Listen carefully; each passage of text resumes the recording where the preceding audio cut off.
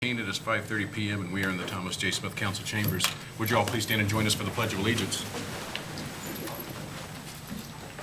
I pledge allegiance to the flag of the United States of America and to the republic for which it stands, one nation, under God, indivisible, with liberty and justice for all. Thank you. Kathleen, can we get roll call, please? McCampbell, Here. Rinker, Here. Wilson, Here. Phillips, Here. Graham Murray. Here. Okay. Before we get to the consent agenda, we just have some people that we want to recognize tonight. Everybody knows of the fire that we had not too long ago, and things could have really turned south. And we were just blessed that we got everything taken care of, but we couldn't have done it without the help from our friends. And we want to recognize our friends tonight. We want to give a quick shout out to Martini's, Elks, Subway, The Bistro, La Tavola, Safety Town, Tastefully Yours, Bean Counter Coffee, Wake and Bake, Hy-Vee, Ivy Bake Shop, Local Auxiliary, Olive Wine, Tim Lundgren, Denise Magholes, I probably said that wrong, I'm a name butcher sometimes, Brad Cahill, Dr. Gao, Terry Abrez, MDA Jillian Harper, Ryan Nelson, Superior Ambulance, and I believe that's it. If I didn't say Tastefully Yours and Safety Town, I'm saying it now, and them as well. So I just want to say thank you for just all your great help for bringing things down to the firemen as they were working on the fire. Just everybody participating in that. It was truly appreciated, so we want to say thank you for that. But we want to recognize the people that, most of the time when there's a fire, most people run away from it, and we have some men that, ladies and gentlemen, that actually run into it, and we want to recognize them tonight.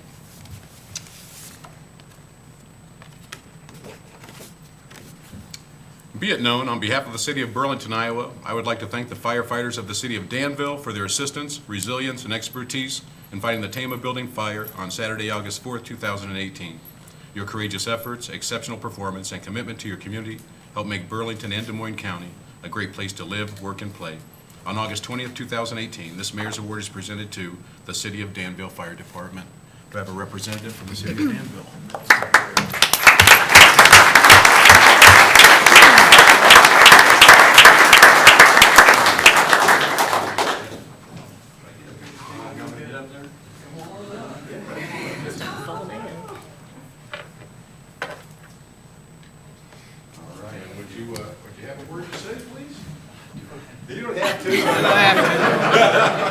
Let me say, I do most of my work with my hands. All right.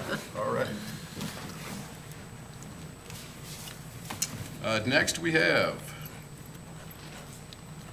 even though these say the same thing, didn't want to show any partiality, I'm going to read through them all the same because they're deserving of it. Be it known, on behalf of the City of Burlington, Iowa, I would like to thank the firefighters of the City of Fort Madison for their assistance, resilience, and expertise in fighting the Tama Building fire on Saturday, August 4th, 2018. Your courageous efforts, exceptional performance, and commitment to your community help make Burlington, Des Moines County, and Lee County a great place to live, work, and play.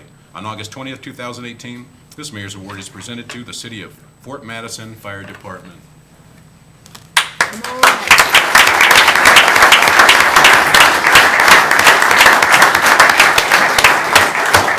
It was a long drive. Thanks for coming all the way up. We certainly appreciate all of it.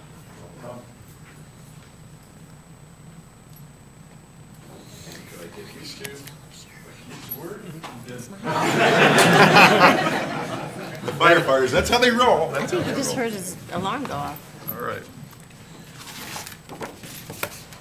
Be it known, on behalf of the City of Burlington, Iowa, I would like to thank the firefighters of the City of Mediapolis for their assistance, resilience, and expertise in fighting the Tama Building fire on Saturday, August 4th, 2018. Your courageous efforts, exceptional performance, and commitment to your community help make Burlington and Des Moines County a great place to live, work, and play. On August 20th, 2018, this Mayor's Award is presented to the City of Mediapolis Fire Department. Have a representative here tonight.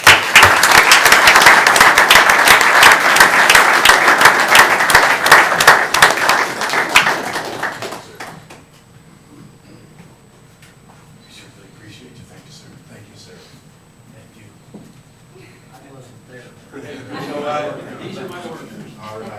certainly appreciate you guys.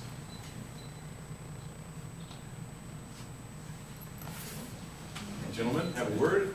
Somebody's gotta say something. I know, you guys are killing me. No, I thought it was, Please. Can Microphone. I have you come to the podium so that way they can hear you in the microphone? Sorry about that. Anytime you want us to play, just call us. We'll be there. really good.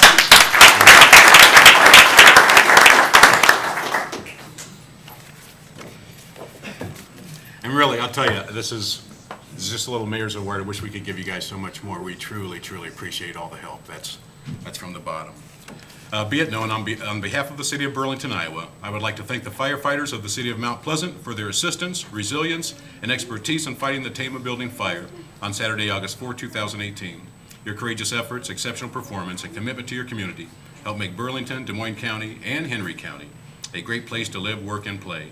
On August 20th, 2018, this Mayor's Award is presented to the City of Mount Pleasant Fire Department. Come on down. Thank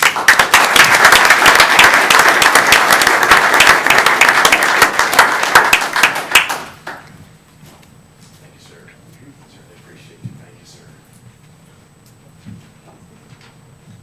This is really going to bring you guys down, but I'm sorry. I wish the mayor was prettier. Can we get you guys to have a word, please?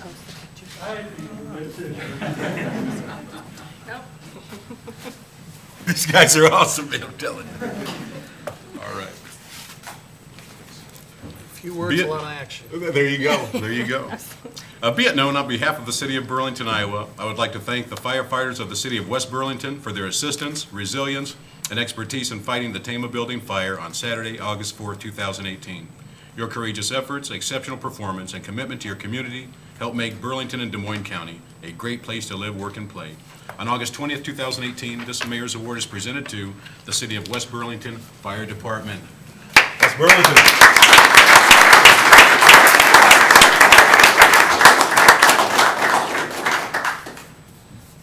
Come on, look at it. I know. All right. We certainly appreciate you guys. Gentlemen? I'd like to just take a moment to thank all the firefighters that were there and the citizens that came out to help us, either by being there physically or coming and posting on Facebook their support for everything we did. But I'd also like, I think that it's being left out is our families. A lot of us had to leave our families, so I want to also recognize them for their support, allowing us to do what we can do. Thank you. Well said.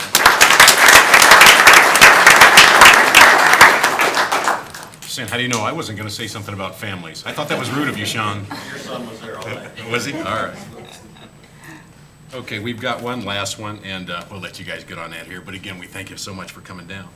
Be it known, on behalf of the city of Burlington, Iowa, I would like to thank the firefighters of the city of Burlington for their assistance, resilience, and expertise in fighting the Tama Building fire on Saturday, August 4, 2018.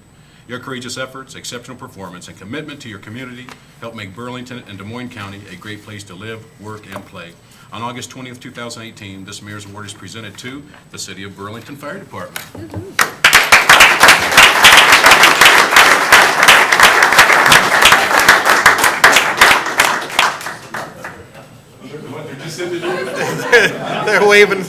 They're waving the chief off.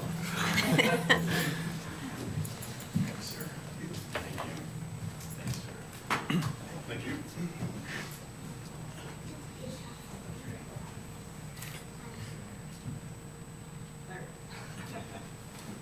Have a word, please.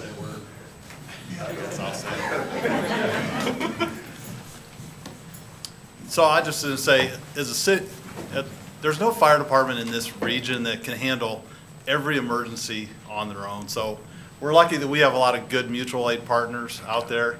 You know, we sign agreements with, of course, the real close neighbors, but when you sign an agreement with Mount Pleasant or Fort Madison, you think, yeah, we're probably not going to call them. And I know I talked to the chief, Mount Pleasant, Chief Kinney, about, hey, have you ever been to Burlington? Because as long as I've been here, no. And he said, yes. He remembers coming to Burlington. So I've been here 21 years. I'm not sure how long you've been the chief over there. You told me. How long? 30-some years. So, Wow. you know, so we're blessed to have those people come in here. And in the mutual aid agreement, there's a little caveat down there. You know, it says you don't have to do this. Like, if we call, you can turn us down. I can't remember anybody ever saying, we're not coming, or we're not sending our ladder truck, 30 miles down the road out of our city to cover you and leave our city unprotected, So I really appreciate that from our neighbors. They really helped us out, so thanks a lot. And could we maybe get a group picture of everybody? Absolutely. Please. Absolutely, let's do this. Everybody, come on back up again if you don't mind. If you don't mind. Everyone, one little hurrah. Stand here, there's more room. I guess everyone just kind of stagger.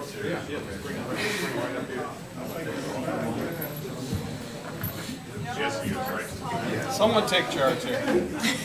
I was gonna put them all here.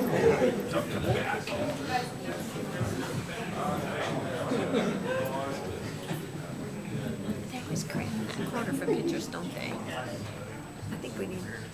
Everybody scooch in.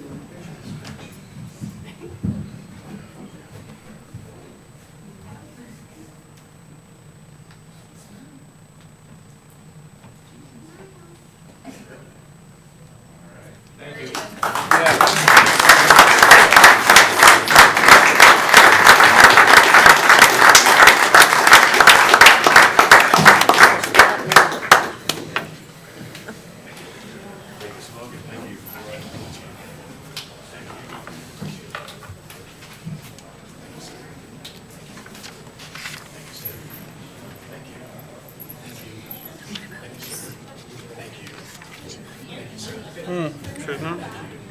Make sure he, I don't know, we wanna make sure he gets his things. Should we get this here?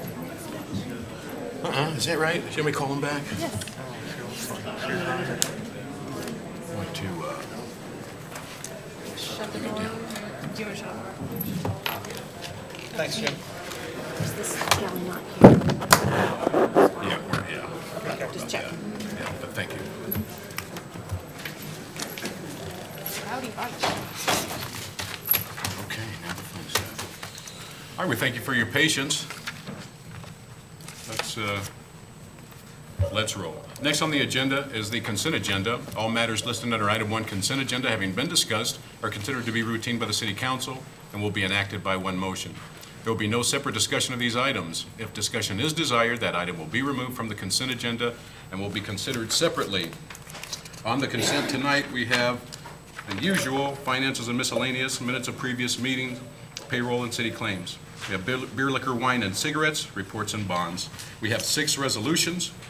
First is a resolution approving nuisance abatements for various properties. The second is a resolution approving final acceptance, final payment, and release of retention monies for the 2018 parking lot improvements, Main Street and Valley Street lot. The third is a resolution approving purchase of a single-axle dump truck for Public Works, Street, and Sewer Division. The fourth is a resolution approving an agreement with Midwest Truck Advertising for professional advertising services on city buses. The fifth is a resolution approving interlocal agreement between the City of Burlington and Des Moines County for the 2018 Bernie Justice Assistance Grant, the JAG Program Award. And the sixth one is a resolution canceling Dankworth Park pool agreements. And we also have public hearings set for September 4th for consideration of an ordinance amending certain sections of Chapter 105, Garbage and Solid Waste, and Chapter 106, Collection of Solid Waste of the City of Burlington Municipal Code. Is there anybody that would like to have any of these items removed from the consent? I see none. Council, None for me. get a motion. I motion to approve all listed under item 1 consent agenda. Second. Moved in second. Kathleen? McCampbell, Aye. Rinker, Aye. Wilson, Aye. Phillips, Aye. Graham Murray. Aye. Okay.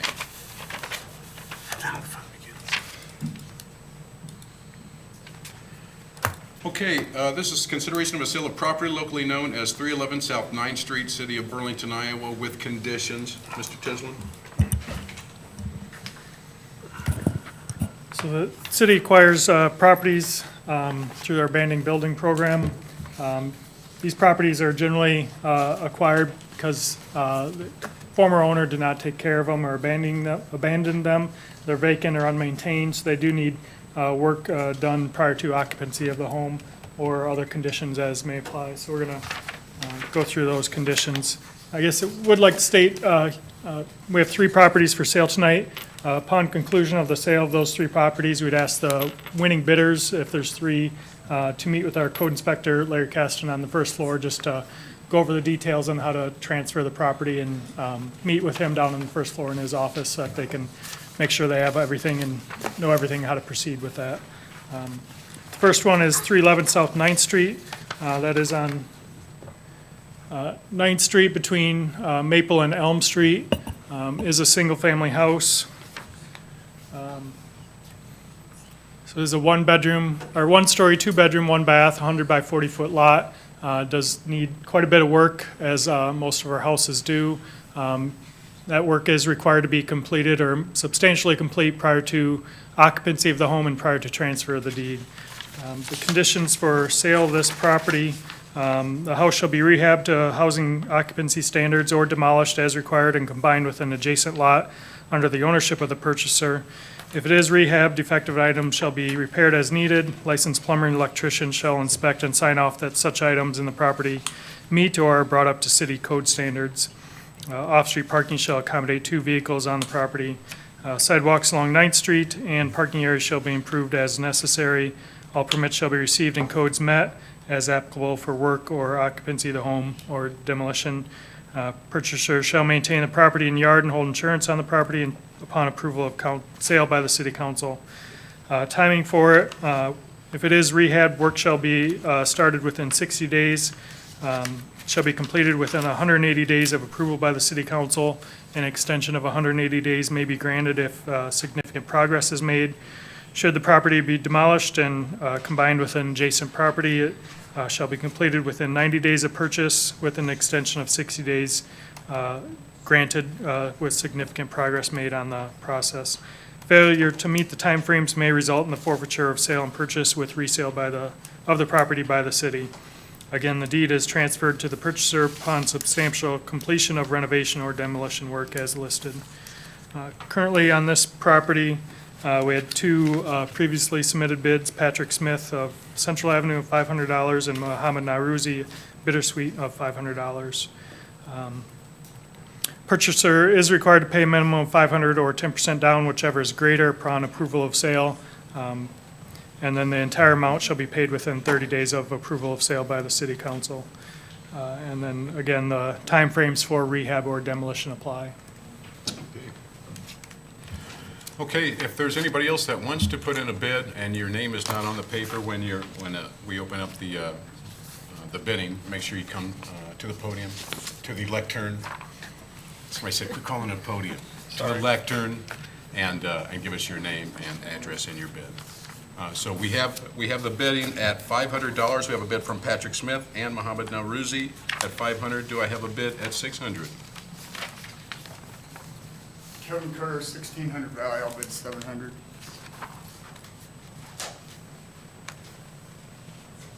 Did you say 7? Yeah, 7. $700 from Mr. Kerr. Patrick Smith, 1303 South Central, I'll go 1600. 1,600. Mr. Smith. Nathan Williams on behalf of Harmony Bible Church, 450 500 Division Street, I believe it is. Was that 500 Division? Yes. 2,000. It's going to be a party tonight. Okay. You don't get to keep it. Oh, that's right. I have a bid of 2,000. Do I have a higher bid? 21. 21, Mr. Smith. Do I have a bid of 22? Now that we got you, we'll just, I'm not gonna have you guys keep getting up every time. We already got you on paper, so just give me your hand. We've got 22 for Mr. Williams. Do I have a bid of 23? Do I have a bid of 23? I have 2,200 for Mr. Williams. Any other bids? Don Hutter, 1018 on a settle, 25. What was that? What was that? 1018 on a settle.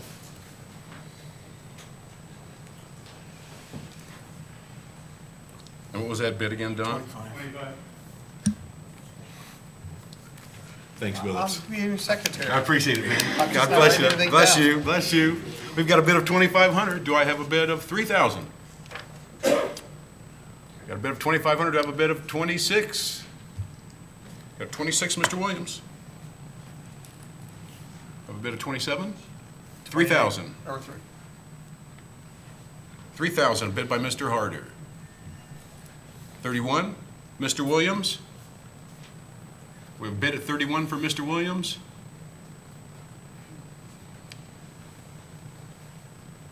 Do I have a bid of 32?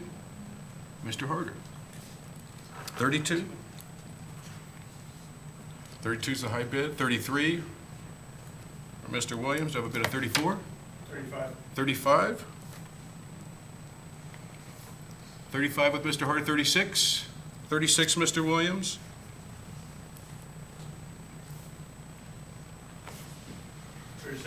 37, Mr. Harder. 38, Mr. Williams. 39, Mr. Harder. 4,000, Mr. Williams. It's hard to outbid the church. I know, right? They bring the Lord into it. They bring the Lord into this.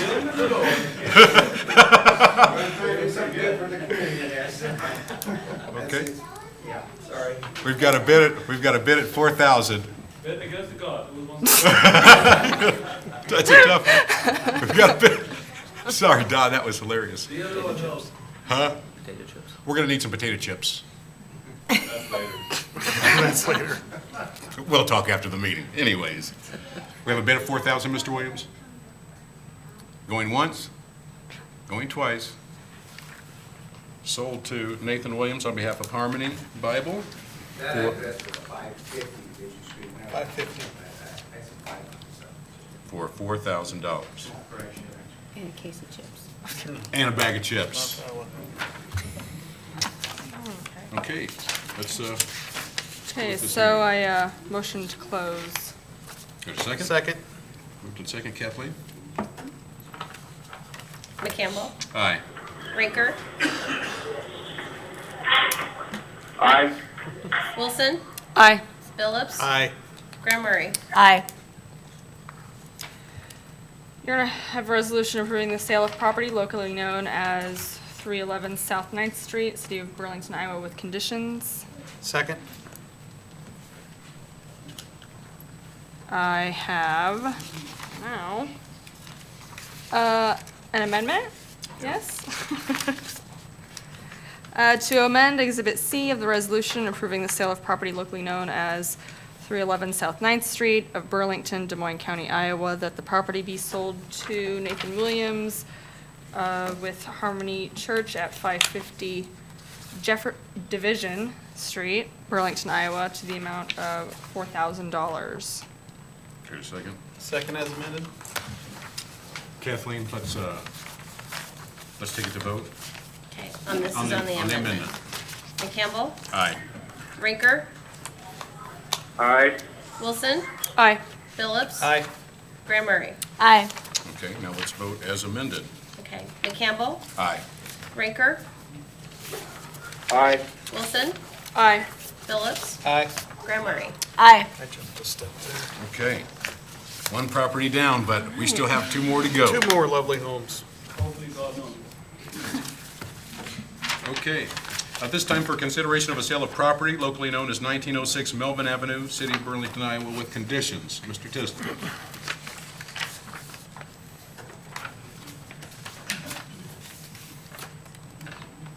This property, again, 1906 Melvin on the east side of Melvin Avenue, just south of Lennox Drive there and north of the Burlington Northern Railroad tracks. This is a manufactured home or mobile home, 2-bedroom, 1 bath. It's on a 100 by 120 foot lot, which is more significant than the actual home. One of the conditions of this sale is that the existing structure is required to be demolished as required within 90 days of approval of purchase by the city. An extension of 60 days may be granted if progress is made.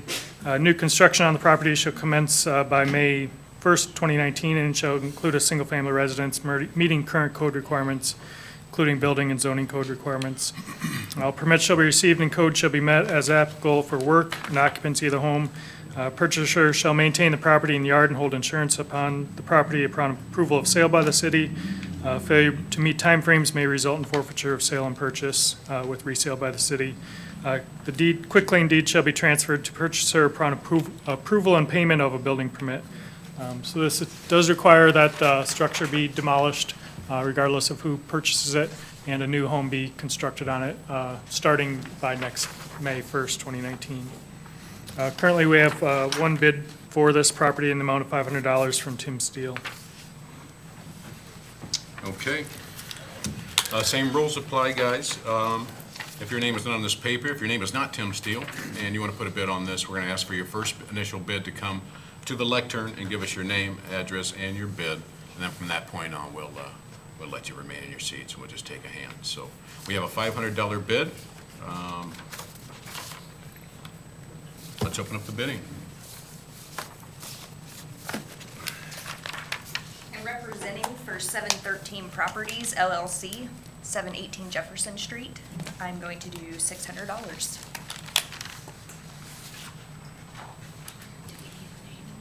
What was it? What was the LLC again? 713 Properties. Okay. What was the address? 718 Jefferson.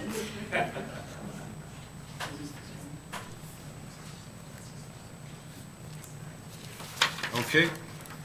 We've got a high bid of $600. Do I have a bid of $700?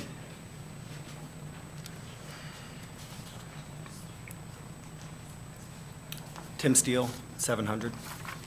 Okay, now I know who you are. You can just give me your hand, and we can go from there. We have a high bid of $700. Do I have a bid of $800? I have a bid of $800 to 713 Properties. I have a bid of $800. Do I have a bid of $900? $900 for Mr. Steele. $1,000 for 713. $1,100 for Mr. Steele. $1,200 from 713. Where was I at? $1,800? $1,300 for Mr. Steele. 14 for 713 Properties. Do I have a bid of 15? Bid of 15 for Mr. Steele.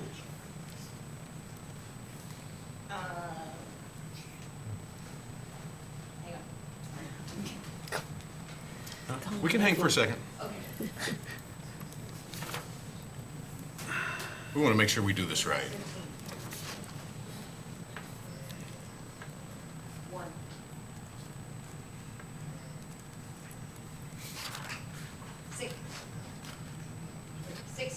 We have a 16?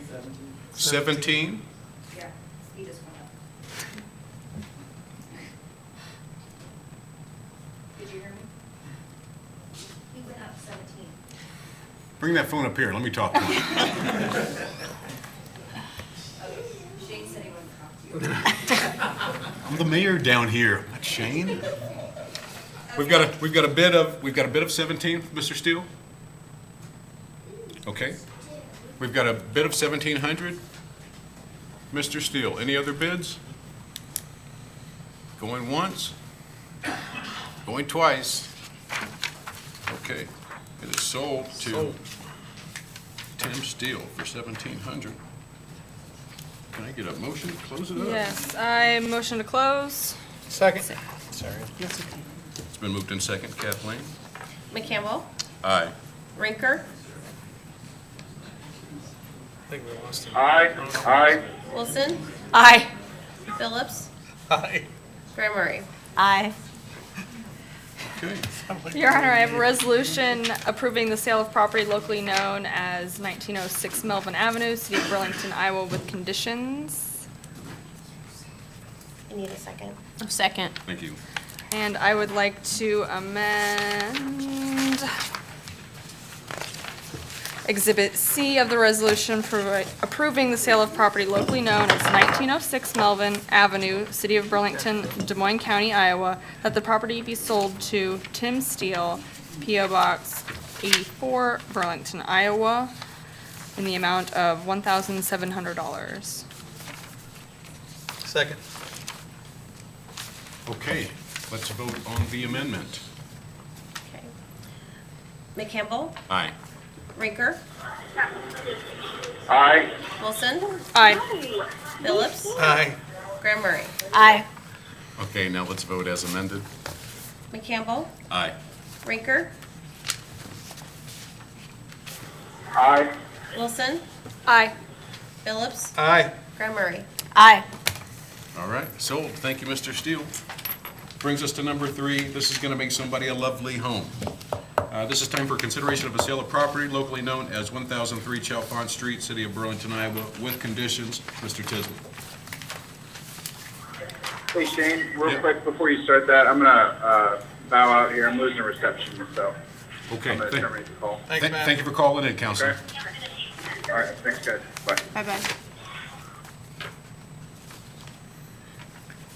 So again, this property is located at 1003 Chalfont, just on the west side of Chalfont, south of Mount Pleasant, north of Lucas Avenue.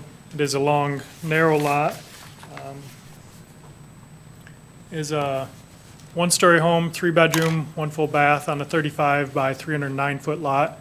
Again, needs plumbing, electrical, clean out, a lot of work on the property in order to occupy the property. So all that would have to be done prior to occupancy. If rehab, defective items shall be repaired as needed. Licensed plumber and electrician shall inspect and sign off that such items meet or are brought up to city code. Off-street parking shall be improved to meet current code standards as necessary. All permits shall be received and codes met as applicable for work or occupancy of the home. Again, purchaser shall maintain property and yard and hold insurance on the property upon approval of sale by the city. For rehab, work shall be initiated within 60 days. Should the property be rehabbed, it shall be completed within 180 days of approval by the city council. Extension of 180 days may be granted if progress is made. Should it be demolished, it shall be completed within 90 days of approval of purchase with an extension of 60 days may be granted by if progress is made. Failure to meet timeframes may result in forfeiture of sale and purchase with resale by the city. Deed shall be transferred upon substantial completion of renovation or demolition work as required. This property currently have one bid, the amount of $500 from Patrick Smith of 1303 South Central. Man, Patrick keeps coming down. Maybe this is his night. Let's see how it goes. All right, we're going to open the bidding. I'll leave the rules as I did before. If you are not listed, if you haven't put a bid in, we're asked for the first time you come to the lectern and put your bid in, give us your address, and we will move through this expeditiously. So we have a high bid of $500 from Patrick Smith. Do I have a bid of $600?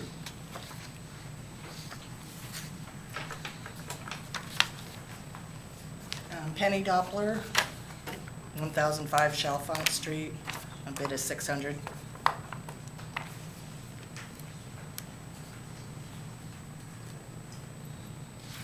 Okay. I have a high bid of 600. 7?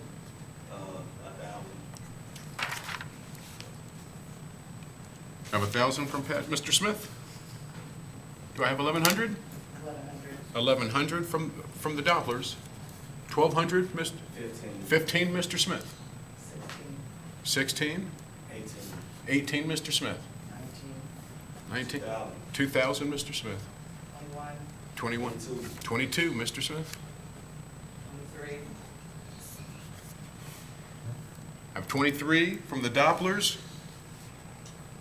23 going once. It's going to make somebody a lovely home. You can live right next to the Dopplers. Okay, so Dopplers want to live next to the Dopplers. Now I see. Okay, we have 23 going once, going twice. Oh. Surprise. Sorry to ruin everybody's time. DJ Arbabha, 2127 South Main. Can you spell that last name for me? Arbabha. And what was the last? Arbabha. Yes. Mm-hmm. Okay. And what's the address? 2127 South Main. And we have a high bid from the Dopplers at 23. I go 2400.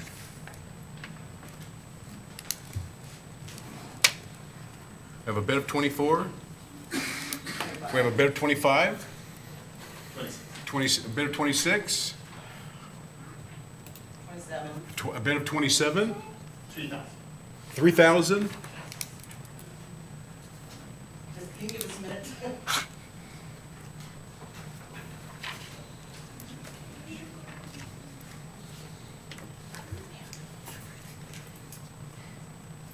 $31. 31 with the Dopplers?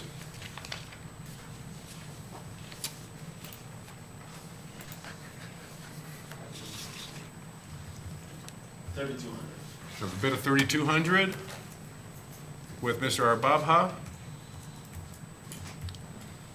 Bid of 3,200. 33. The Dopplers are raised with 33. Do you have a bid of 34? 3,500. 3,500, Mr. Arbabha. Okay. Have a bid of 3,500. Going once. Going twice. You're gonna kick yourself later for this. Oh! Put her hand up. It was like simultaneously. Put her hand up. I saw her put her hand up. Man, I try not to go against the gavel, but that was pretty close. I have a bid of 36. Yeah, it's right next to us. You're my neighbor. Remember that? It's about to get ugly. Pause that for a minute, Steve. We've got a bid at 36. We've got a bid at 36 with the Dopplers. Mr. Arbabha? 37. It's yours. Good luck. We have a bid of 3,700. Mr. Arbabha? Have a bid of 38. Going once, going twice. Gavel speaking. The gavel is spoke. Man, this has been exciting tonight. You guys are awesome. Can I get a motion to close, I please? motion to close. Second. Moved in second. Kathleen? McCampbell, Aye. Wilson, Aye. Phillips, Aye. Graham Murray. Aye. Here I have a resolution approving the sale of property locally known as 1003 Chalfont Street, City of Burlington, Iowa, with conditions. Second.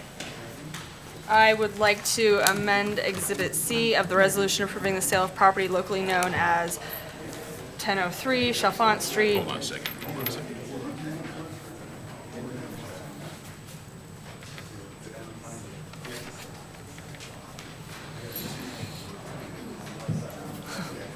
Okay, well.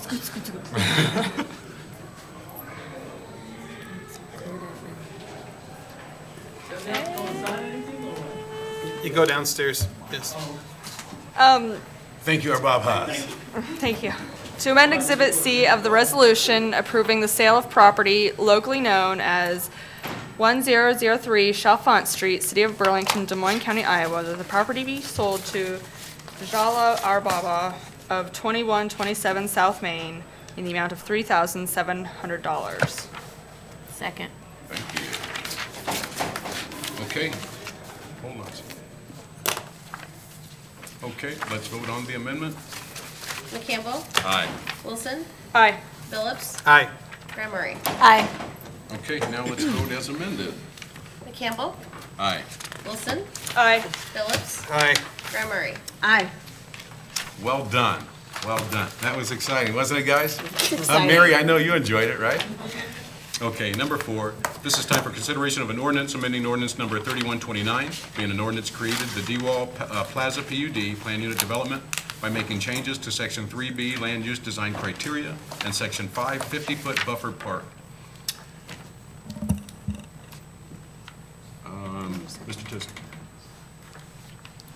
This map here shows the area of the DeWald PUD, includes properties between Roosevelt on either side of Lawrence, Southwest Avenue, and then south of Mason Road. It has been expanded over the last few years to include additional property, and has had some amendments over the years as well.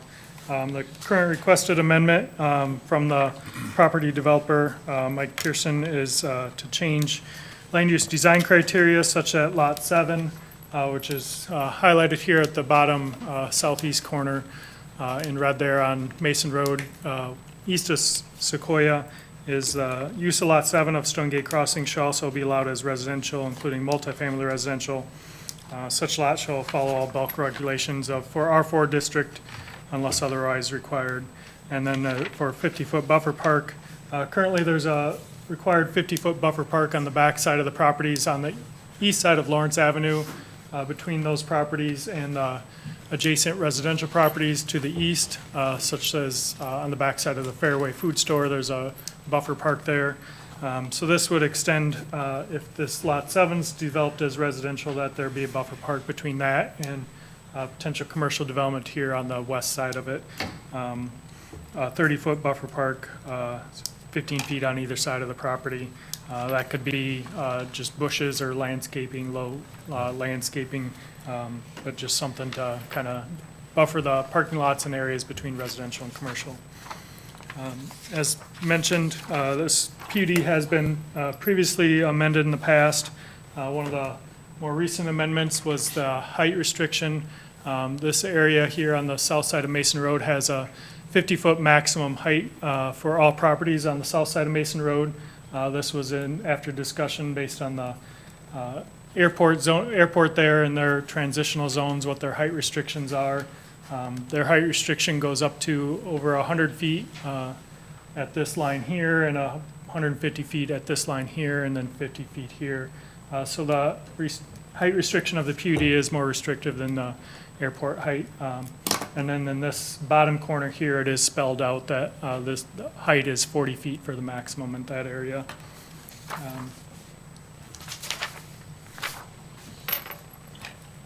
Some of the information in the packet on the airport could maybe talk on a little bit more, references the, I have that here, Iowa Airport Land Use Guidebook, using that as a criteria to look at what some compatible land uses are around the airport.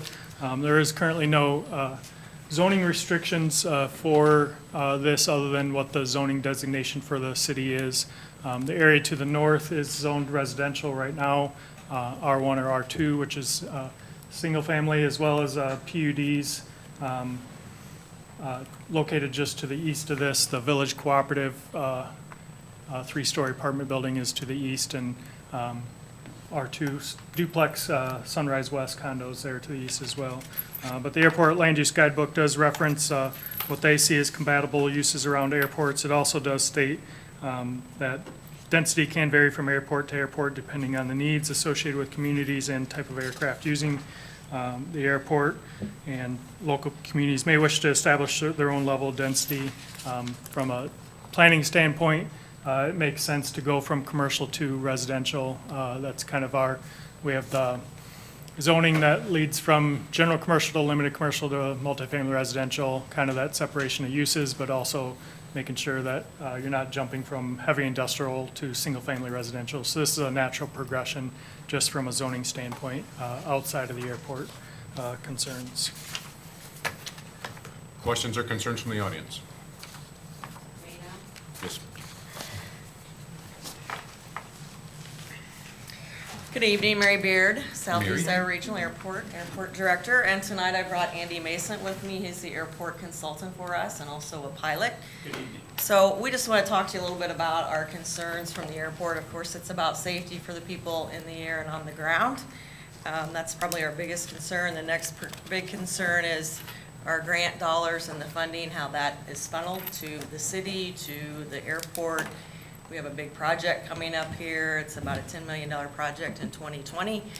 So we really don't want to do anything to jeopardize that funding, and that's where our concern comes from tonight. But I included a lot of information in your packets for you to review.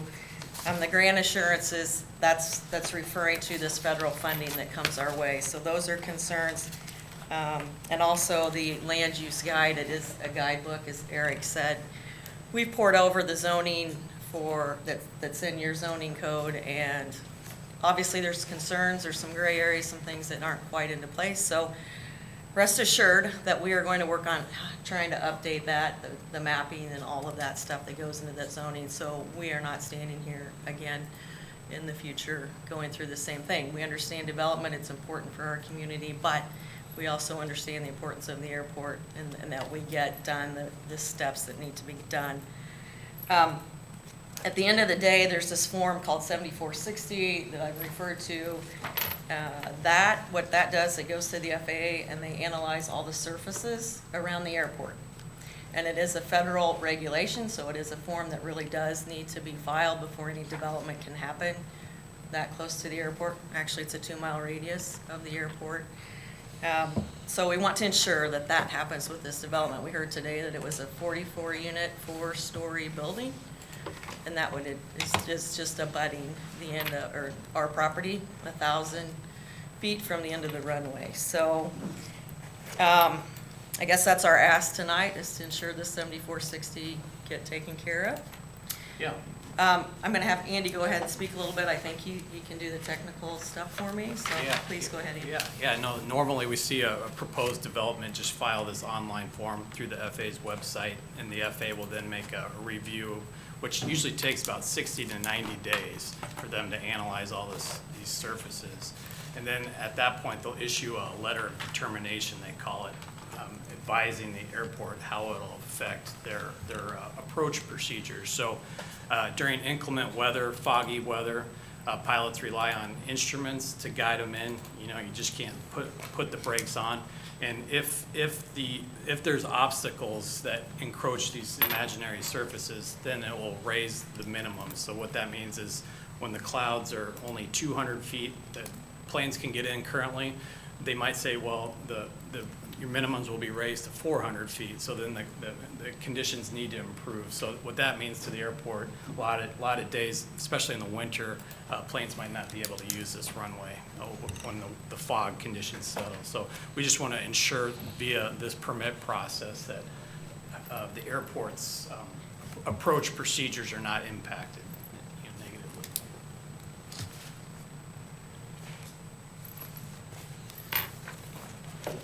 Do you guys have any other questions? Is this a 4-story building that's going up there? They had an ad in the newspaper, and so I called the phone number today, and that's where I got my information. We haven't received any site plans or building plans to this point, so. Is it real worth But- mentioning Yeah. for the light? Yeah, so, yeah, beyond the noise, obviously, there's noise, impacts, and then there's what we call a runway light at the end of the runway to identify where the runway end is, and these are really bright strobing lights that are angled. They'll be angled towards that property at a basically extended center line at a 15-degree offset.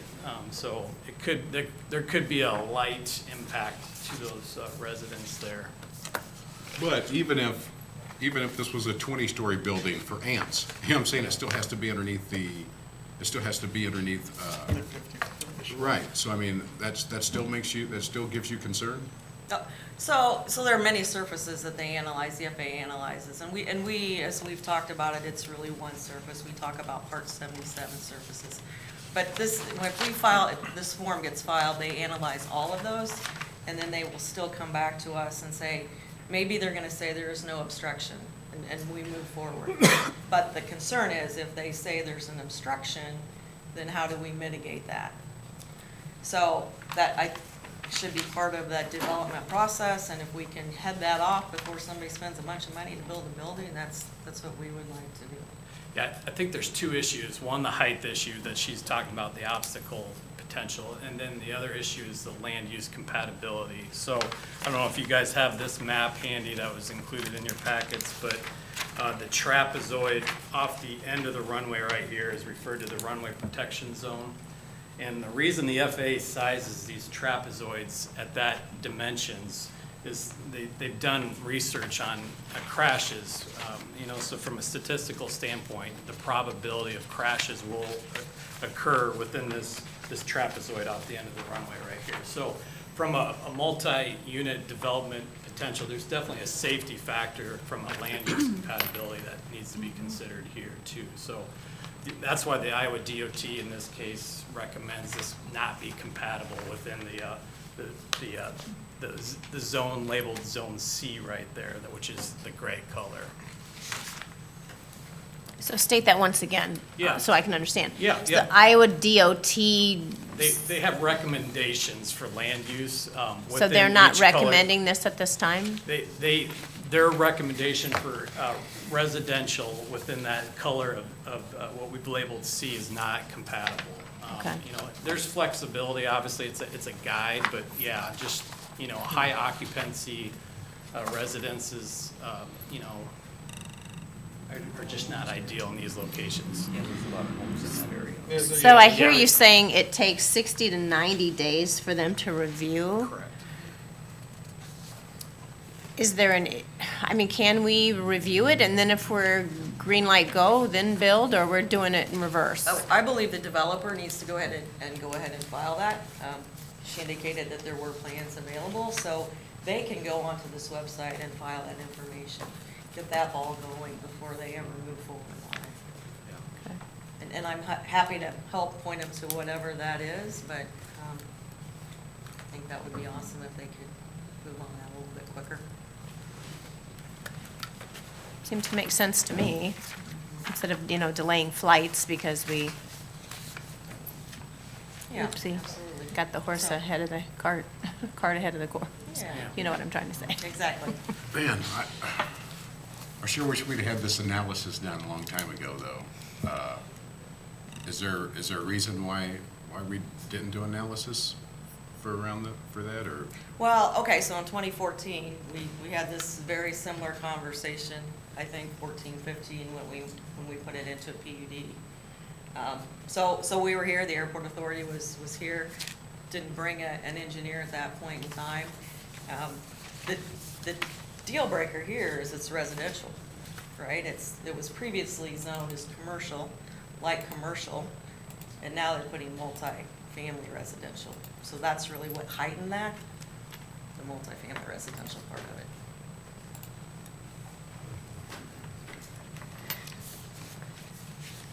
I was talking to Mary, we recently just started working with Mary, but reviewing their ordinance and their compatibility plan, there's a lot of ambiguity that, I think could be, from a big picture, looked at over time here and just to lay out a plan that could, meet everyone's needs, both from the airport side and the development to keep the city, with development growth. You guys have any other questions? I guess if we were to vote this down, what would, I guess the developer would have to go, I don't know, what would the next step be for the developer? They wouldn't be able to develop as residential. Right. Yeah. So what would the turnaround be for them to get this put back on the agenda? For what? For us to approve it again, to say if they've changed how they want to do it and maybe have more for us to see and Well, as far What do you as- want to see? Well, first of all, excuse me, Andy, first of all, if we approve it as residential, then he has to get the building approved, right? Mhm. So if we could be talking single-story family homes. I wouldn't want to buy one with a light blinking at me, but he would still have to get his plans approved for a multi-unit. Right. He can advertise all he wants, but the developer still has to comply and the city has to recommend. All right. And the city staff is okay with the residential zoning? From a zoning standpoint, it From a makes zoning sense. standpoint, okay. It's this guidebook that says no residential. It also says no residential where the village cooperative is, where the Stonegate apartments are. And we have a lot of residential in that area that are existing that have already been built in the last 2 years, 5 years, 10 years. I mean, the Stonegate apartments are here in Zone B that is also not recommended. Village cooperative is over here in Mason Meadows, Sunrise West. So it impacts quite a bit if we're saying no residential in this area. And I understand their concept, but there's hundreds of homes that are in this area. They're all under the height, or all our new ones are under the height restriction. I know there were some built quite a while ago that maybe infringed upon that, but this is just down the street from Village Cooperative that's in the same transition zone that is a 3.5-story apartment building that would be, I guess, right on this edge here. And then the Stonegate Apartments are all right here in Zone B. That also is under the land use guidebook, not a recommended use. But again, it's a guidebook. It's not in our zoning code. We've talked to Mary about zoning, but getting to that point, we're creating a lot of nonconformities, and how do we work through that? That's Do a you long have another process. preliminary plat that's in that same area, or is it outside of it? What's that? The other preliminary plat you have, is it in that area or outside of it? The The one, I just noticed it downstairs for, That's just north of it, just it's just out of a it. couple hundred feet to the north of that. So I guess Yeah. it would be making sure that we keep the airport's concerns about height restrictions kind of And that's in why future. the airport height restrictions are well above it, 80 to 100 feet is their peak at Mason Road. We made a PUD amendment to make sure we're almost half underneath that at that point. So the height restriction from, I guess, our standpoint, looking at what their maps are, and I'm not an airport engineer or anything, but looking at their maps and what's shown on their maps, we're well under the height restrictions.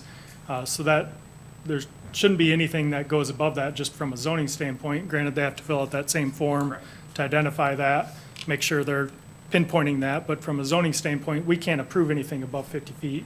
And the height restriction in this area goes up to 100.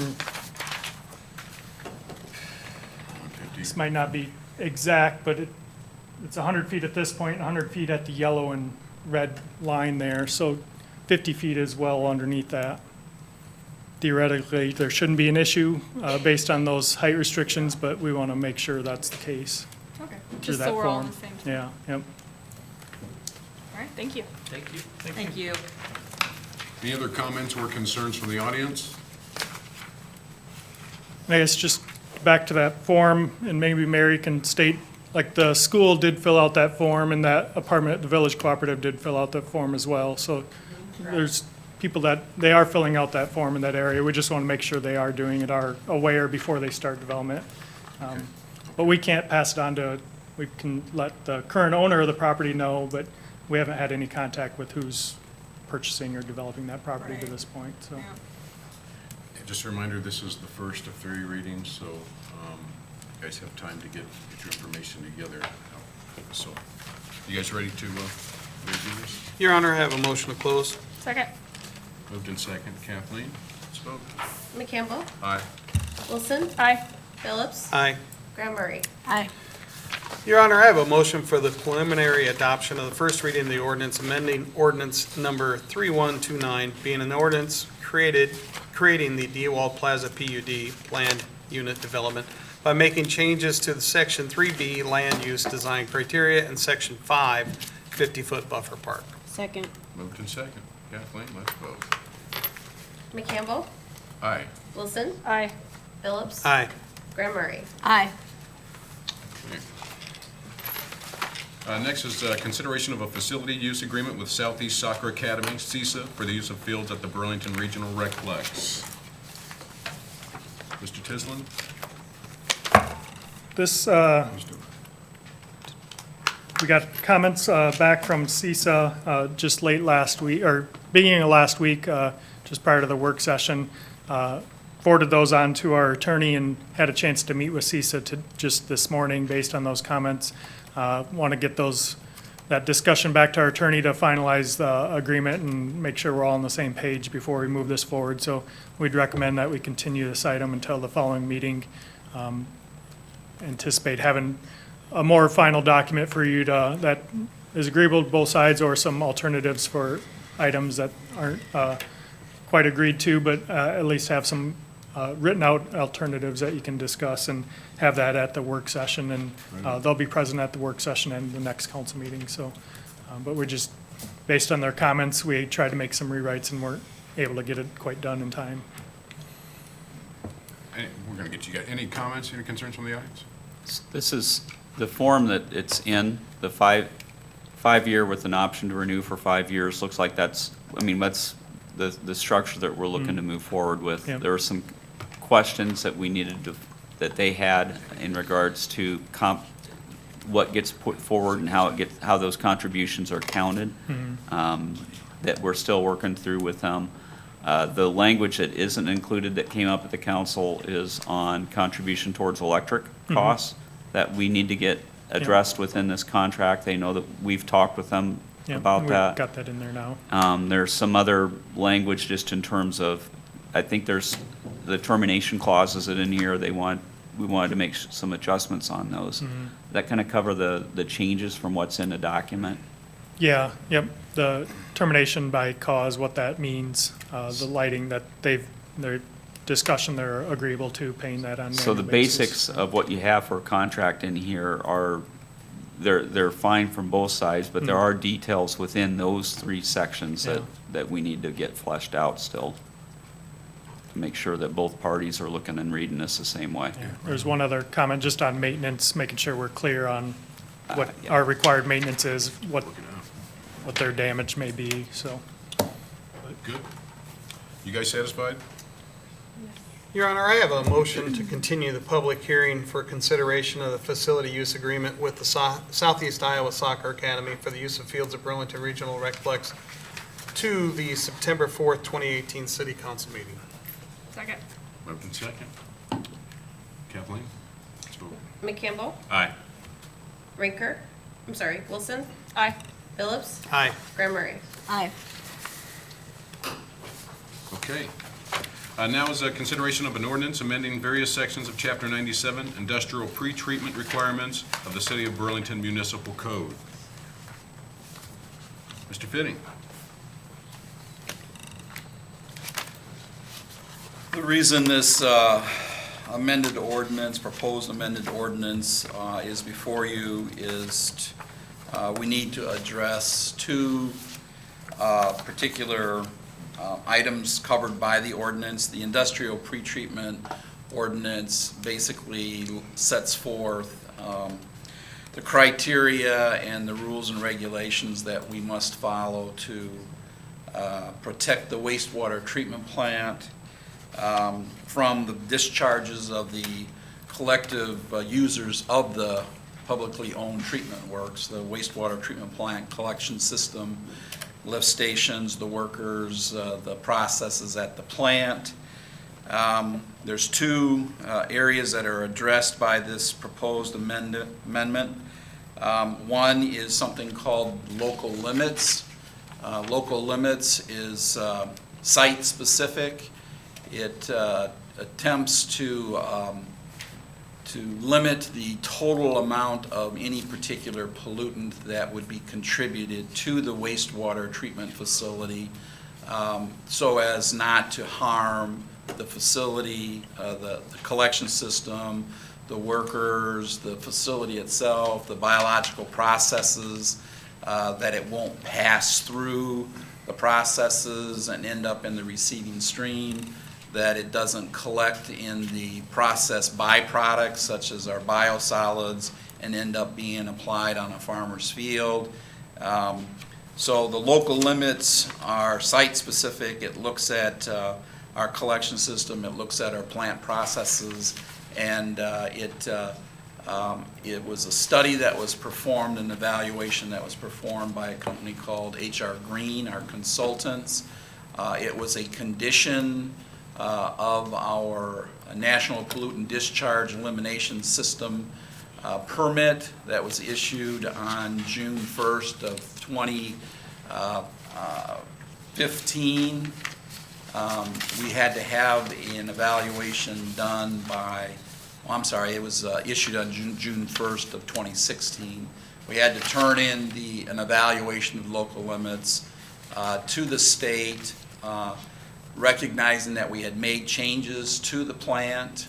The local limits that are in the current permit or in the current ordinance have been in place since about 1982. A number of things have occurred at the wastewater plant through the years, as well as the methods of evaluating the impact of pollutants on processes over those 30-plus years, the engineering, the studies that have been done.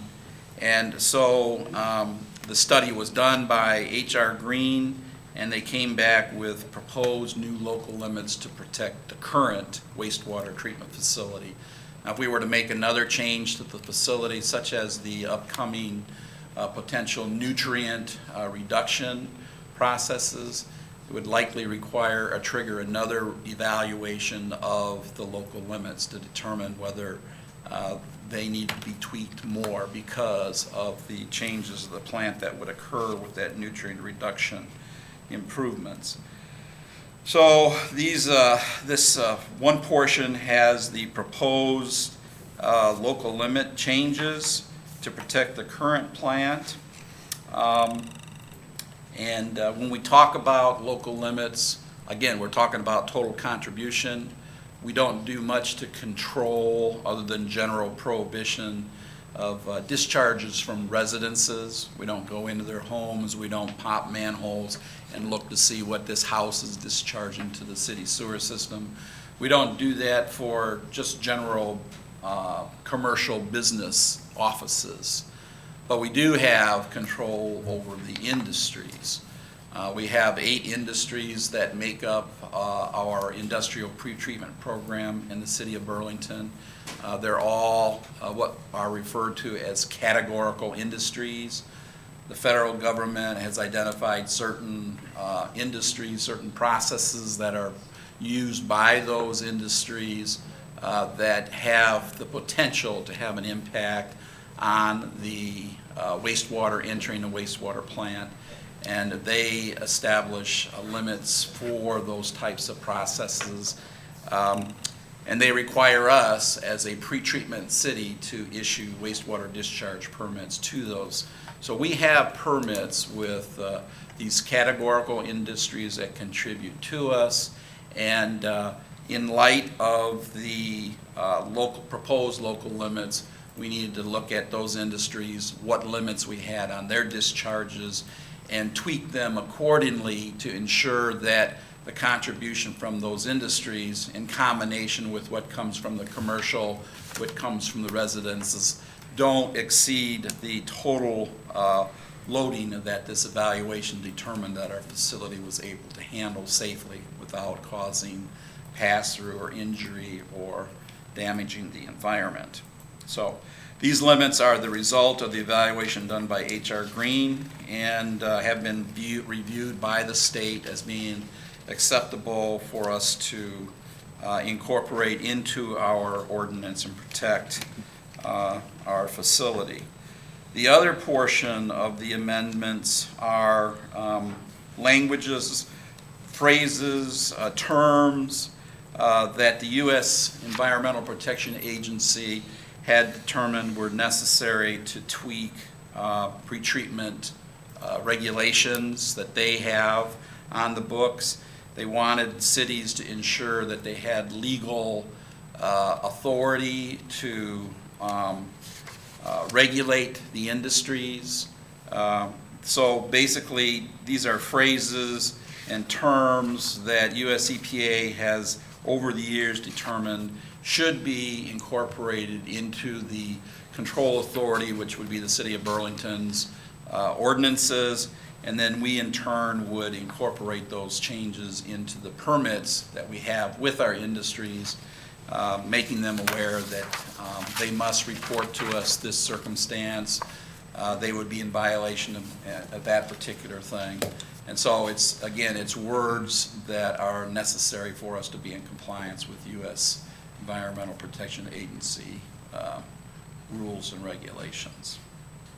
So Don, just to get a clarification, you didn't just get up, you just didn't wake up some morning and say, hey, we need to tweak these numbers. This is the EPA that is... It's a combination of both the state Department of Natural Resources and US EPA requiring us to make these adjustments to our ordinance. So Don, what if you were to tell them, nah, we don't want to make the adjustments? Well, they have the ability to assess fines if we don't want to play by their rules. Yeah, I just wanted to make sure that was that was clear. So. And they're ensuring that we have the ability to assess fines to our local industries if they don't play by our rules. Questions or concerns from the audience? I see none. council. Do you guys want to fast track this? Do you guys want to bump this up?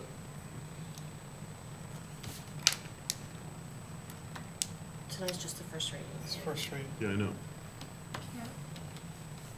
Let's just see if we wanted to, why have 3 readings on this? It's just, We don't really have any Because choice. it's interesting, and I like hearing Don. I was just curious if you guys wanted to bump this up. That was all I wanted to know. But I guess I'll ask another time. Don should feel honored because I don't think I've seen any reading, waive 2 readings and only have the 1 hearing on it since I've been here. Is You that are right, legally Jim? allowed to do that. Oh, we are? You are legally allowed to do that, but this, with you. you have had a policy for I don't know how long that you will waive the final reading, but you won't, I've never seen you waive the Well, 2 just readings. saying, I don't see. You don't want to have this- to listen to Don again, I know. I don't see this stopping, but anyways, you know. I would be The opposed to peanut gallery that. back there. Number one, I don't want special treatment.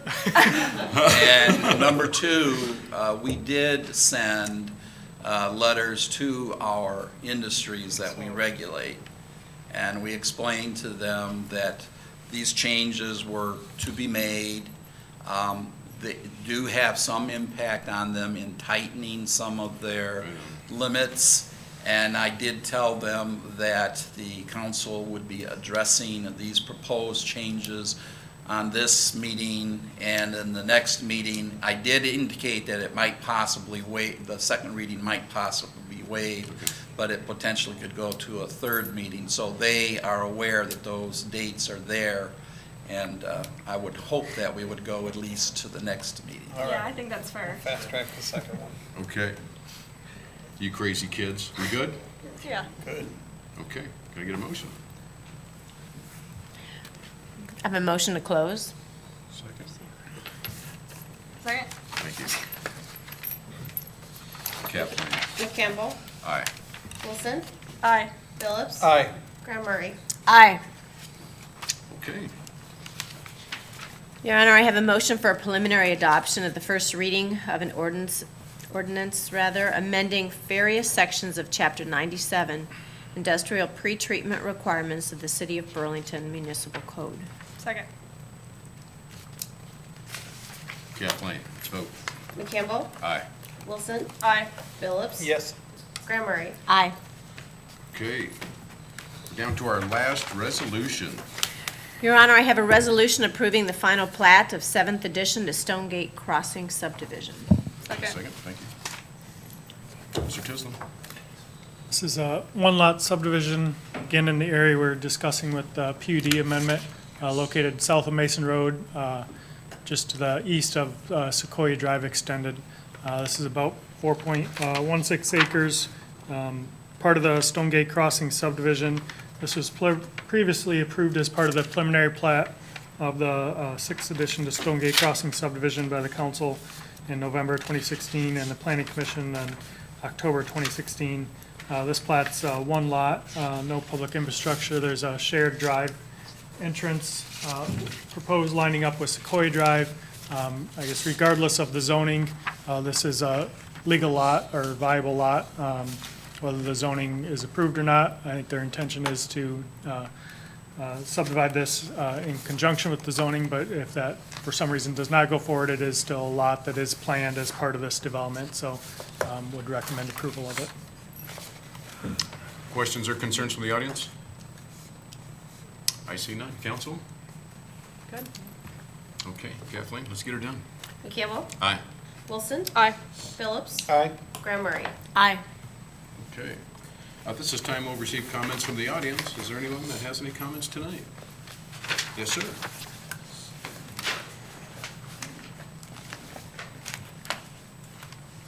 Todd Darnell, 320 Valley Street, downtown Burlington. I'm here this evening, council members, to follow up on a letter that was sent to you and several staff members last week concerning the urgency to remove overhead power lines in the alleyway between 3rd and 4th Streets. This alley is one of the only alleys in our downtown where the power lines have not been placed underground. This is most disturbing considering the amount of investment made and planned to be made in the near future. From what we have learned as a result of the Tama Complex fire, placing the power lines underground must be an immediate priority. As owners and developers of the McConnell Loss Project, we are very concerned that by not addressing the overhead power lines, we would be putting our residents in a dangerous situation should a similar fire occur. Life safety issues must take priority. These power lines hinder fire trucks from accessing the alleyways and would prevent a ladder truck from performing a rescue from the upper stories of the building because of the overhead power lines. Residents on the alley side of the building could be potentially unable to escape a fire. We have heard far too many excuses in the past as to why this can't be done, but the reality is it must be done.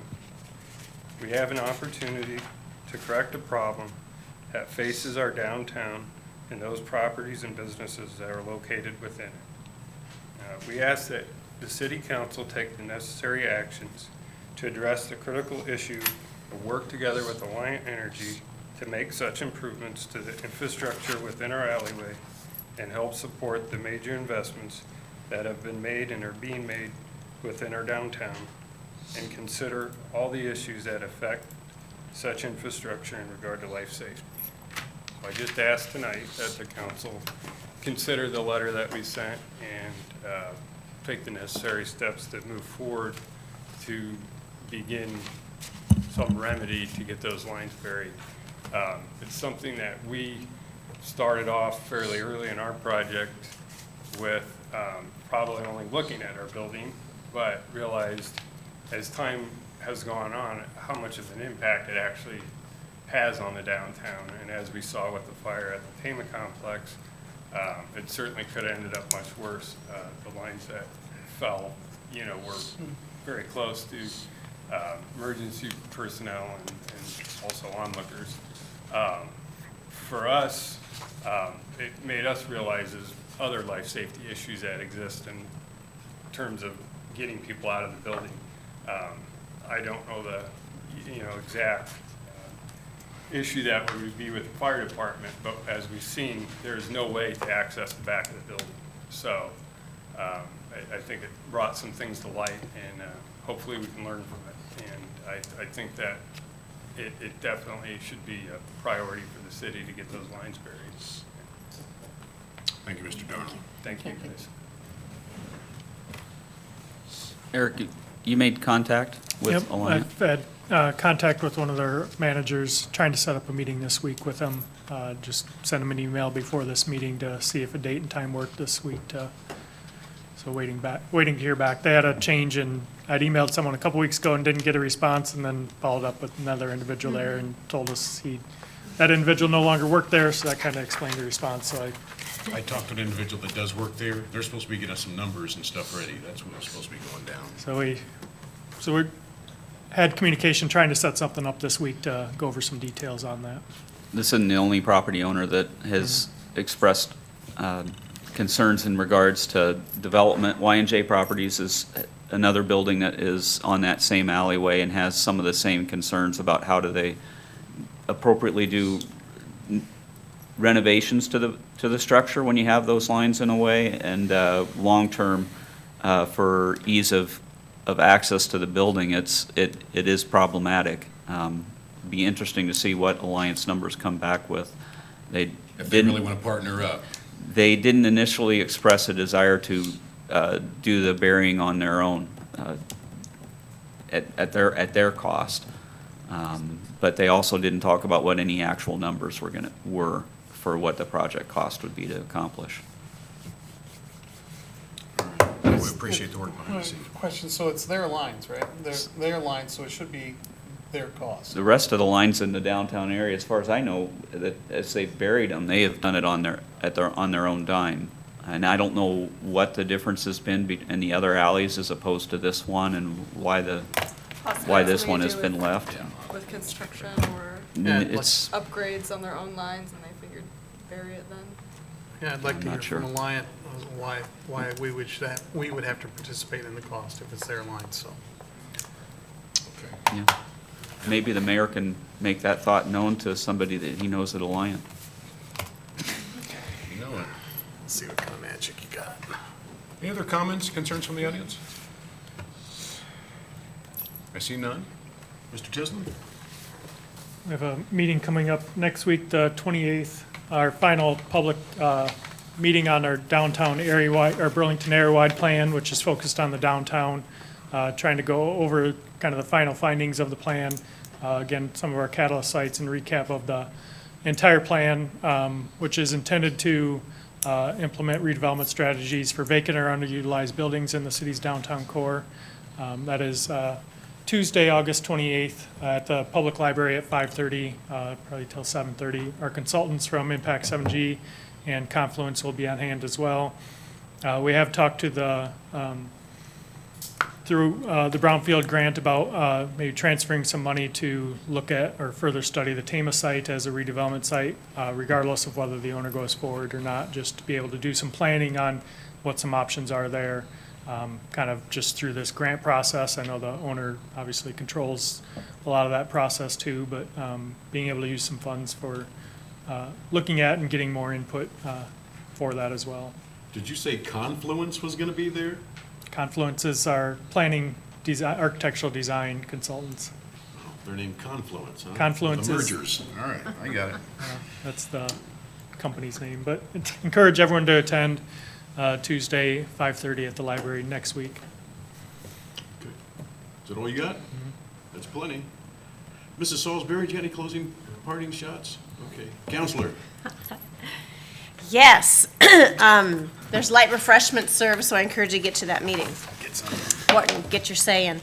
I was out to eat at a Burlington restaurant the other day, and somebody approached and said, there is a fight going on, and you need to make sure you get everyone involved in this fight. And I'm like, trying to stir up drama. So I said, what fight is it? And said, the fight for Alzheimer's. So you guys want to make sure you dig deep in your pockets to help them out and get your shoes on and help. It's a walk. It's 1 mile. So I think it's 1 mile. I apologize if I say that wrong. But it's a walk on October 13th at the Port of Burlington. So join the fight for Alzheimer's. And we probably all know everybody whose lives have been touched by that. Who's putting this on? I have to work with Shane, so we know. I'm just kidding. It's all right, everybody understands. Who's putting that on? Alzheimer's. Walk, fight. She forgets. I don't know. It's the walk to end. the walk to end Alzheimer's. It's the Buckton Alzheimer's Association. Sorry. Okay. I'm the poster child. That's not mine. Is that all you got, Counselor? That's all I got. Okay. Counselor? I'm good. Thanks. MPT? No, just go out and enjoy all of what Burlington has to offer. We got the bees in town, farmer's market, some other things. I second that. Gypsy's opened again downtown, Gypsy and Diggers, so check it out. New and Except for when improved. I went. I'm good, thank you. You're good? Okay. Public Works Assistant City Manager. Nick McGregor? You didn't get to hear from me tonight. Huh? No, I knew let we Dawn were- take all my It was time pleasant. tonight. There's a lot of road construction going on right now, Where? but one of the ones that I wanted to mention that's going to affect us pretty rapidly is Agency Street between Roosevelt and then Melrose Court is the extent of the project.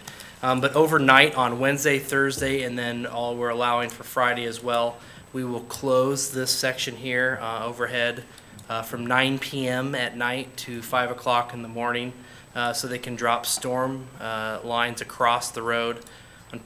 This is Proper- Thursday? What? This is Thursday? Wednesday, Thursday, and Friday evening at 9 p.m. to 5 a.m. And so they're going to be dropping storm lines across the road, so they can do it the right way. There is a way you can do it, but it involves some collars, but it does allow over time for some water to seep in and then undermining of the roads. We'd like to do it the right way. Try to choose a time later in the evening and with the contractor that made sense.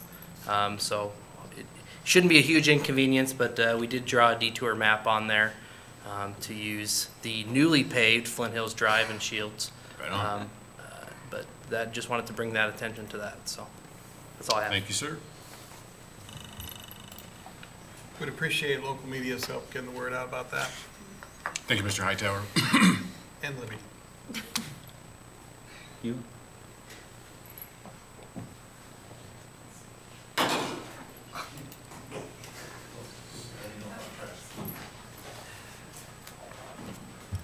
I just want to comment a little bit about the trash carts, if I may. The article in the Hawkeye was appreciated for the weekend. There was one error in there, and it talked about the extra cart, where you can get an extra cart beyond the initial cart if you choose to do so. That is not something that you're able to mark on the mailer or indicate on the website. That will be something that you will have to go to City Hall and indicate that you are desirous of having an additional cart beyond what you end up ordering using the mailer or online. Again, I want to strongly encourage, before you select the size of your cart, to go to one of the 3 sites where they're available. I did hear some complaining about the carts were taken away from the library. As I understand it, the person went down there on Sunday in hopes of seeing the carts, but the carts are inside the lobby as they are at Public Works, as they are at the wastewater plant. So if you wish to see the carts, you need to be there when the office is open. And I strongly encourage people to go look at the cart. There's a two-sided piece of information there with the carts that I think is very beneficial to consider before you make your selection. Again, people need to realize too that the cart selected, when it's in use, that lid needs to be fully closed. We don't want snow cone carts out there with the lids partially open. They need to be fully closed. So when they consider their size, they need to be sure that they consider that. We've received between 90 and 95 calls today at the wastewater plant asking questions that were triggered most likely by the article, as well as the fact that people received a copy of what we refer to as the waste paper. I see Annie's got a copy of it, holding it up. Some of the people thought that that was the mailer, the survey form, and they couldn't figure out where they were supposed to mark it and how they were supposed to get it. So they were calling us to say, please take down my name and address and mark me down for this size cart. The mailer survey, maybe some of them arrived in the mail today. They came out, they're coming out of North Dakota. That's where the printer is. I believe they were mailed Friday. So I don't know if any arrived today in the mail, but if not today, I would expect them to be here either Tuesday or Wednesday, and you'll have the opportunity to use that postage paid postcard and indicate the cart size that you would desire. Just drop it in the mail and it'll go on its way, or you can follow instructions and get online and indicate your desired size cart online. Don, is that mailer a certain color? We could tell them to look for a certain color? They sent me a color sample on the internet, an email, and I can't, honestly, I can't. It seems to me it's kind of like a dark, maybe bronze or gold Okay, is as the long as primary it's not color. green, so we can reassure them if it's Right, green and it's not green. you're freaking out, that's not it, okay. No. But anyway, as I said, we've told people that, well, we just as soon not take the information over the telephone. We don't want to write down 9,000 names and addresses with information. Please wait for the mailer. But by this time next week, if you haven't received it, then it might be appropriate to call us about that. That does generate another question, though. What about the people that call in their payment? Somebody told me that they call in and they Even pay. as I understand it, we talked with the water company, and those addresses of those properties that do pay online or make payment online still were included on the list that was provided to the mailer company. This woman told me So it that she should- always phones hers in. She didn't even We say even online. have, we have a resident, we have a absent landlord that lives in Australia that Oh my owns gosh. 3 or 4 properties. The mailer is going to Australia. Oh, it might not get back in time, but it's going there, huh?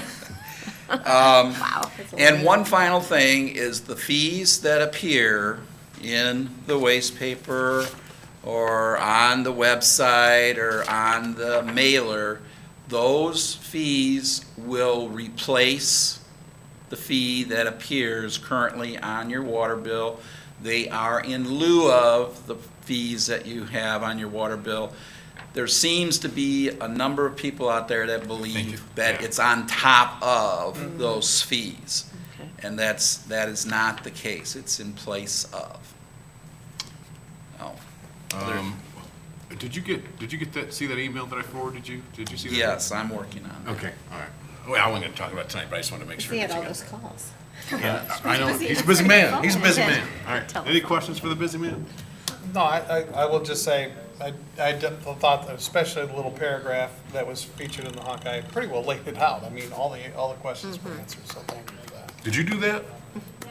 Oh, okay. Yeah, she did. She's just humble. Okay? Okay, thank you, Thanks, sir. Don. Thank you. Chief Trexel, do you have an update on the investigation that's going on, just timing, what to sort of expect with that? Everybody wants to know that. Not really.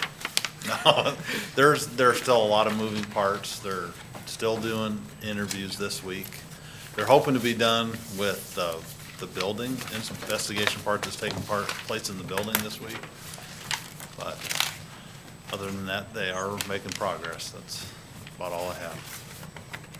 Good. So, yeah, it's just that it's still, Takes a while. it takes a decent amount of time, and it may not be that the investigation's done this week. You may still have some investigation on the building itself occurring into the next week, plus your other background Right. investigations for some time after that. Yeah.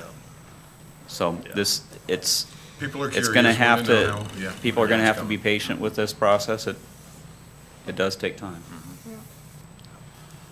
Is there, Jim, I guess the question, is there a window, once the investigation is complete, something's done with the cleanup? I mean, the only window that there is that we deal with by state statute, we have a solid 6 months to have funds held aside to make sure that the demolition occurs properly. I think that your department, Eric, has worked with the insurance company Yeah, some we've on had- that piece. Yeah, multiple conversations with him on it. So there is a set of funds that are being set aside as a backstop for the demolition if the cleanup doesn't occur from the property owner. But that is a 6-month window, which seems like a long time, but if you think about the process, you have someone who's having to wait for an insurance process to continue to unfold. Then we'll have to go through a process of deciding how are they approaching the future with that structure. They do want to look through, at least they've expressed a desire to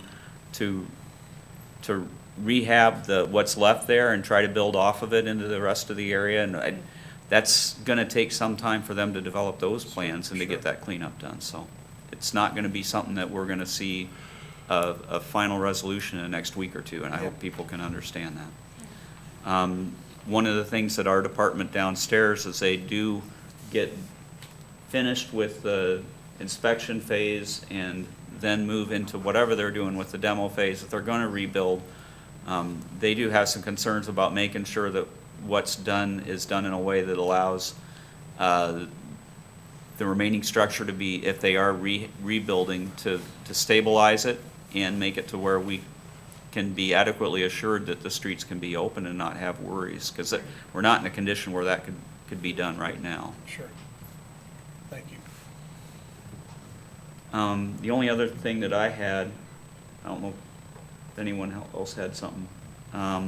Sale of PD building is still something that we're waiting on. I don't know whether that's, I mean, there are other issues outside of our structure that are part of that process that are holding up holding that up at this point. I hope that still goes through, but we haven't had everything closed yet on that. Other than that, I don't think I had anything for tonight. So. Just for the record, we hope that goes through too, Jim. You're not alone. All right. I think so. Is that all you got? That's all I got. All right. Do you remember what your name was in the Gus Macker? Point guard. Because you don't play D. Yeah. All right, if there's nothing else, anybody want to take us out? I move that we adjourn. Second. Moved to second twice. Kathleen? Campbell, Yes, please. Rinker, Wilson, Aye. Phillips, Yes. Graham Murray. Aye. It's in the meeting. It's adjourned. Good night. Yes stuff. I don't Good job, know, I guys. just wanted to say something besides that. You gotta mix it up.